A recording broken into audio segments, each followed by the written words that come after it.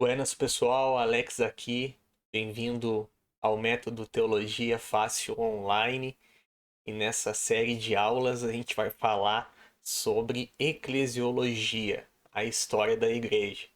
Lembrando que nós temos na descrição desse vídeo o grupo do Telegram, onde eu tiro todas as dúvidas, e nós temos aulas ao vivo semanais também. Bom, plano de aula, a gente vai estudar a fundação da igreja inicialmente e suas ordenações, e numa segunda etapa, as perseguições à igreja reformada e também à igreja no Brasil, ok? Essa série de aulas está dividida em 8 capítulos, onde a gente vai desde o significado da palavra igreja, passando pela fundação da igreja e as suas ordenações. Vamos falar também sobre as missões da igreja, uma introdução histórica, e depois a gente vai mais a fundo na igreja perseguida e principalmente na igreja reformada, e para encerrar essa série, a igreja do Brasil. Bom, vamos lá então. As palavras que descrevem a igreja vêm da palavra portuguesa traduzida do termo grego eclésia, que significa assembleia ou congregação de pessoas.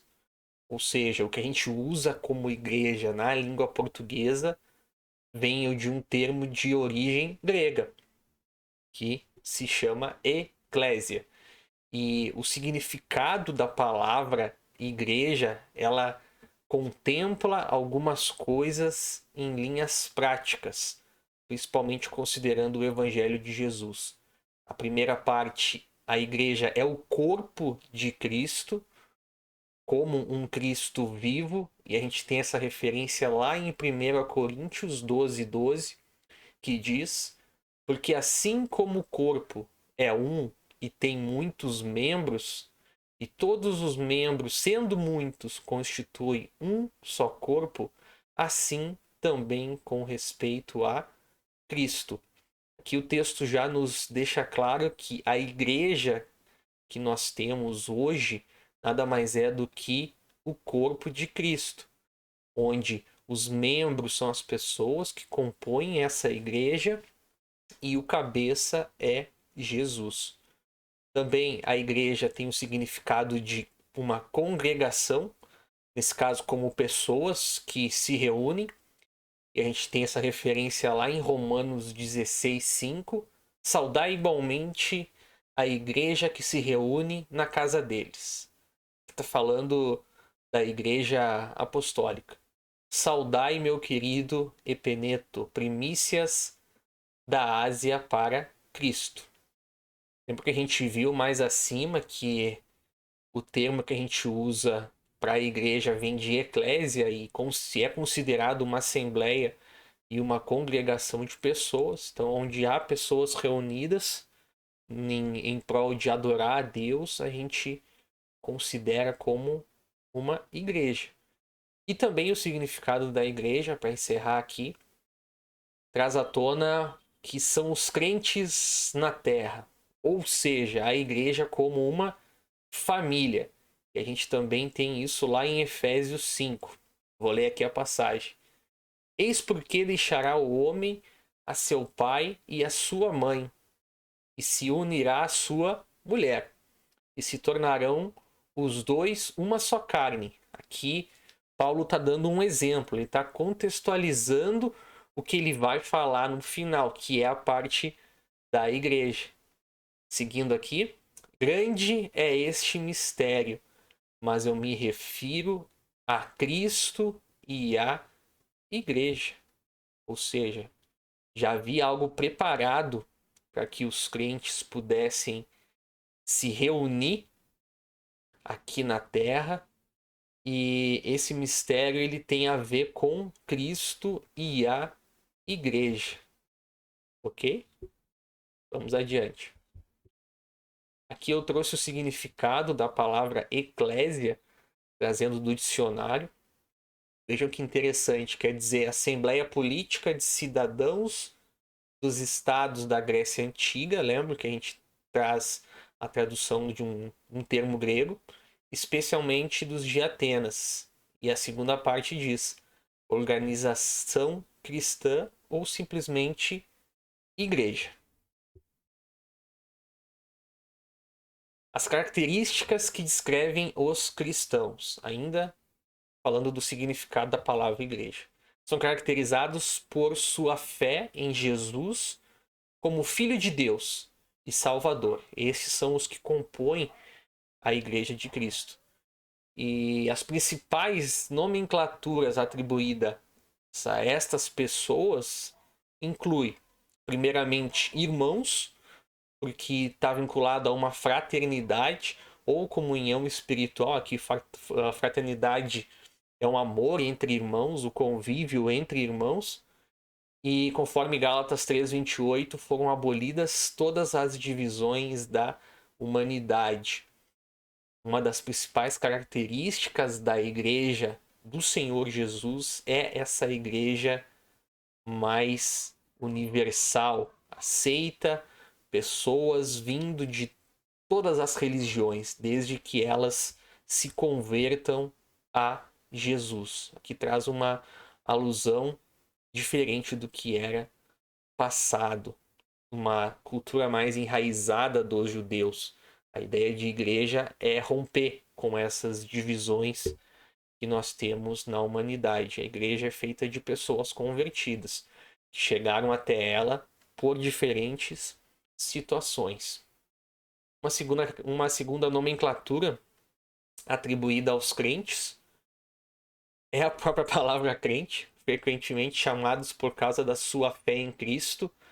A gente tem esse costume, essa cultura de chamar de crentes os cristãos evangélicos, considerando o nosso país, o Brasil.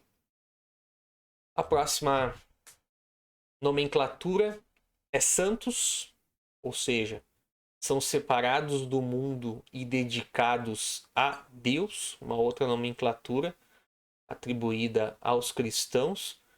E eu fiz questão de reforçar, conforme Romanos 1:7, é diferente do conceito de santo do catolicismo. Aqui a gente está considerando os santos, todos aqueles que servem a Jesus em santidade, ok? A próxima nomenclatura são os eleitos. Por que eleitos? Porque foram escolhidos para um ministério importante. E Paulo fala sobre a escolha de Deus antes da fundação do mundo. Uma das discussões mais acirradas entre os teólogos é a questão da eleição e da predestinação, e a Bíblia deixa isso enfatizado em várias passagens, em vários versículos, onde os cristãos são chamados de eleitos. A próxima nomenclatura são os discípulos, pessoas que estão em uma preparação espiritual. O discípulo é aquele que aprende e o apóstolo é aquele que é enviado. Inclusive, Jesus escolheu inicialmente 12 discípulos, que eram 12 alunos, para tocar adiante o seu ministério. E por fim, o próprio nome cristão, que é dado aos praticantes do cristianismo em geral, tanto o protestante como o próprio cristianismo da Igreja Católica. E eu fiz questão de frisar, o cristianismo ele está entre as três principais religiões do mundo: o cristianismo, o judaísmo e o islamismo. Aqui nessa imagem a gente tem a figura dos 12 apóstolos, que foram os discípulos enviados por Jesus: Simão Pedro, André, Tiago, João, Felipe, Bartolomeu, Mateus, Tomé, Simão, Tadeu, o outro Tiago menor e Judas. Próxima parte. Símbolos ou ilustrações que descrevem a igreja. Ajudam a expressar a identidade e os valores cristãos. Gente, é isso. Algumas ilustrações comuns que descrevem a igreja incluem, primeiro, um corpo com seus membros, que ilustra Cristo e a igreja em suas mútuas relações. Lembrando que, conforme Romanos 12, 4 e 5, Cristo é a cabeça desse corpo simbólico. Fiz questão de frisar aqui, é uma simbologia dada a essa organização. E detém a sabedoria de tudo. Okay? A igreja ela é ilustrada como um corpo, a gente viu isso no slide anterior, e os seus membros, sendo que o corpo em si ele tem uma cabeça que é Jesus e os membros do corpo são os integrantes da igreja, os praticantes da fé em Cristo Jesus. Uma segunda simbologia adotada à igreja é uma esposa em relação a seu esposo, tendo em vista que atualmente a igreja ela está em processo de formação entre as gerações.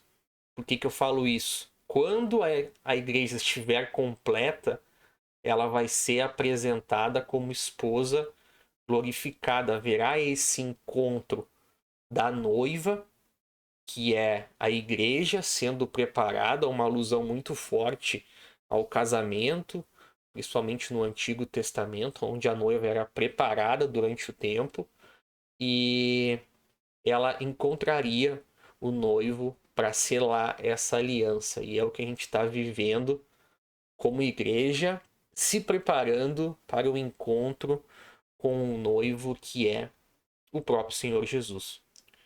E por fim, um templo com seus alicerces e pedras. Igreja significa um lugar de culto e adoração a Deus. É onde os cristãos oferecem o seu sacrifício de adoração a Deus e realizam a boa obra, que é o Evangelho de Jesus. É onde as coisas são organizadas para que o Evangelho possa ser espalhado entre uma comunidade e até mesmo entre uma nação. Ok, pessoal? Vamos adiante. Aqui eu trouxe algumas simbologias que são utilizadas culturalmente no cristianismo, tanto a pomba, né, como o Espírito Santo, o peixe como o evangelismo, a própria cruz vazia, que é o Cristo ressuscitado, e o pão e o vinho que simbolizam a ceia do Senhor. Fazer isto em memória de mim, foi ele próprio que disse isso. Aqui eu trouxe algumas questões que a gente corrige dentro do grupo do Telegram. Se você ainda não faz parte, ele está aqui na descrição desse vídeo. E durante as aulas ao vivo, a gente corrige e analisa estas questões. Vamos adiante. No capítulo 2, a gente vai falar sobre a fundação da igreja. Eu faço questão de ler o slide porque algumas pessoas somente escutam, não olham para o vídeo, né? Fica melhor para a gente passar adiante a informação. A igreja iniciou a sua história em um movimento de caráter mundial, muito importante. No dia de Pentecostes, no ano 30, entre o ano 30 ou 33 depois de Cristo. E aqui, para encerrar, 50 dias após a ressurreição de Jesus e 10 dias após a sua ascensão ao céu. Ok? Inicialmente, a aprovação da igreja. Atente a isso. A igreja não existiu enquanto Cristo estava sobre a terra. Porém, ele prometeu edificá-la.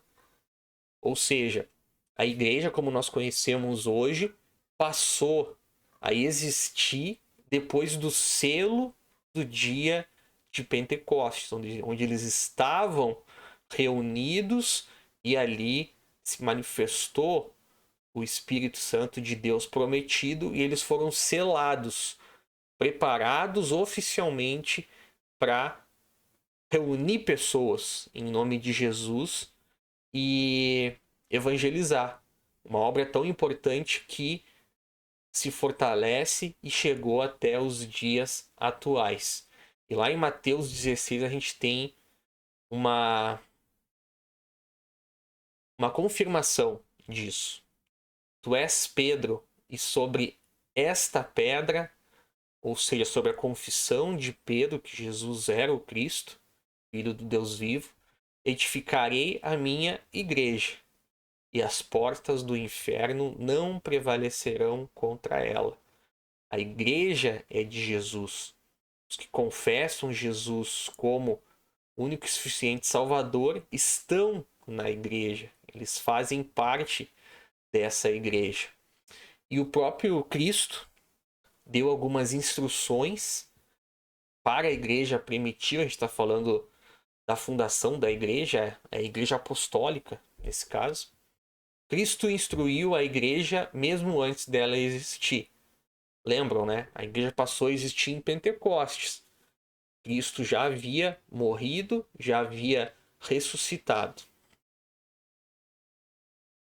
Quais são os versículos? Aqui, ó. Mateus 18, 15 e 16. Se o teu irmão pecar contra ti, vai arguí-lo entre ti e ele só.